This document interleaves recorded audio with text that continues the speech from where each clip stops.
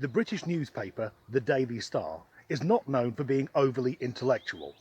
Like most of the red tops, it requires the reading age of a 10-year-old to get through it, and it's unlikely to be the paper of choice for any professor at King's College, Cambridge. That being said, it's not without its uses. If I'm looking for a strange story to rant about, the Daily Star website is my first port of call. But now they've published a bizarre story claiming that listening to heavy metal music causes obesity. I'm not going to go into the theory behind this article because it's bollocks. Basically, it's listening to metal triggers certain responses that make us want to comfort eat. But for me, this is quite personal because I'm a metalhead and I'm also overweight. I've put a lot of weight on since last March. But which of these two scenarios seems more likely?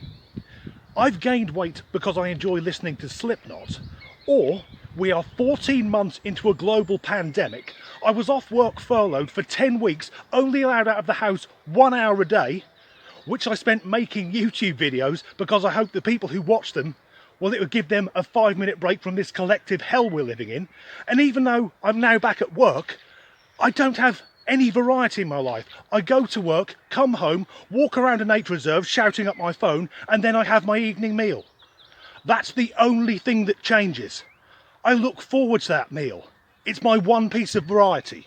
So if heavy metal really did cause obesity, then surely the fattest people on earth would be the artists themselves. The people who spend their days writing, recording, producing, performing and listening to metal. It's immersive. It's their world. They should look like those people you see on documentaries, where the fire brigade have to cut the front of their house off and lift them out with a crane. And with that in mind, today I had a look in the glove box of my car to see what albums I've got in there, because that way I can't cherry pick. So let's have a look at some of these lard asses. The first album to come out of my glove box was Dancing in Hell by Elaine. I'm about to put up some pictures of their lead singer, Madeline.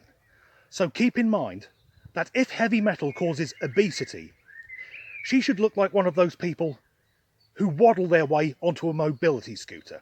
So here she is. I don't think she looks obese. She looks fucking stunning. Elaine are the nicest group of people you could ever hope to meet. And after being a fan for years, as you can see in this photo, I was rather happy to meet them on their first UK tour. However, there is something unusual about Madeline, because she's Swedish and she's under 7'9". Now I'm 5'11", I'm above average height, but walking around Stockholm I felt like a fucking hobbit. The next album from my glove box was by Italy's Lacuna Coil, and we can see here none of them are particularly tubby, in particular their lead singer. And given that she is 48 years old, I think Christina looks remarkable. So you may be thinking, well okay Dan, but they're lead singers, they're female lead singers, they know the focus of the audience is always going to be on them. But the next album was from my wife's favourite band, Def Leppard. And as much as I like to say I'm a hardcore metalhead, I bloody love Def Leppard. So let's have a look at their guitarist, Phil Cullen. He looks in pretty good shape. He is shredded. That man is 63 years old. Next out was Fear of the Dark by Iron Maiden. And Maiden, they're all in their 50s and 60s now, but they run around the stage with more energy than most tubby teenagers, the ones you see prodding away at their smartphones with their pudgy fingers. And they aren't getting fat from listening to heavy metal. They don't have the attention span for 9 minutes of Hallowed Be Thy Name. Next up, Controlled Chaos by Nita Strauss. Now, despite all of the heavy metal trying to make her obese, would anyone look at that woman and go, oh, she's let herself go? And it's not just because she's in her early 30s, so it's easy for her to keep fit.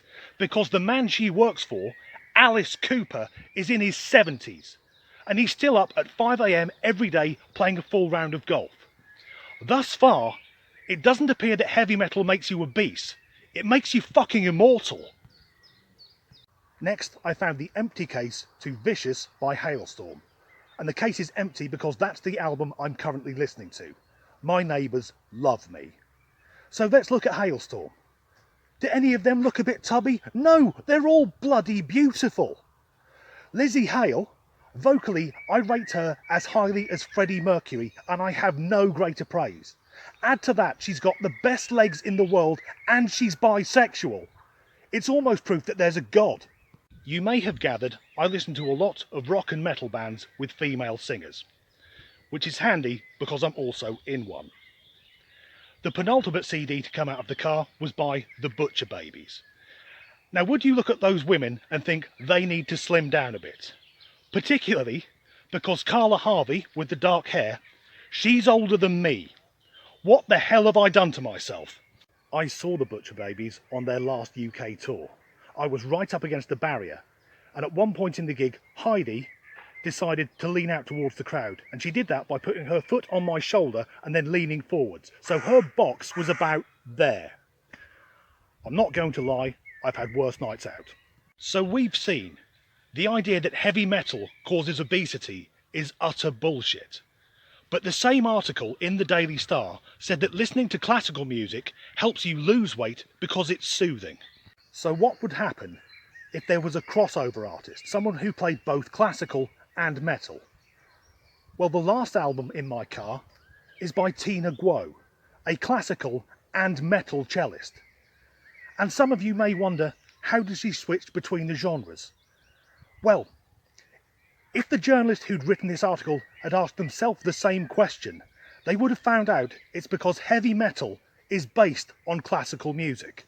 The scales, chord progressions and arpeggios used in heavy metal all have their roots in classical music. Metallica is basically Mozart with distortion and James Hetfield shouting "yeah" every 2 minutes. But a lot of metalheads, myself included, listen to both genres. So if one puts on weight and one takes it off, surely they should fucking cancel each other out. Some people who listen to heavy metal are obese, some are not. Some people who listen to classical music are obese, some are not. And some people who listen to neither are obese and others are not. This entire article could have been summed up in 4 words. Some people are fat. That's the end of this video. I'd just like to thank my good friend Ben from Wolves in Alcatraz. And I've got his photo here because last night I'd had a really good idea on where to put it in this video.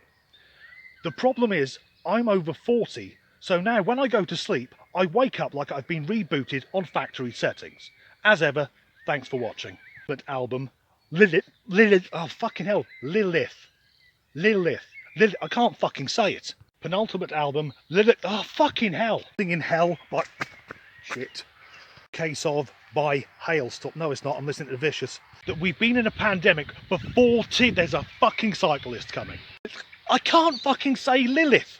Butcher Babies, Lilith. Yes! Finished the video.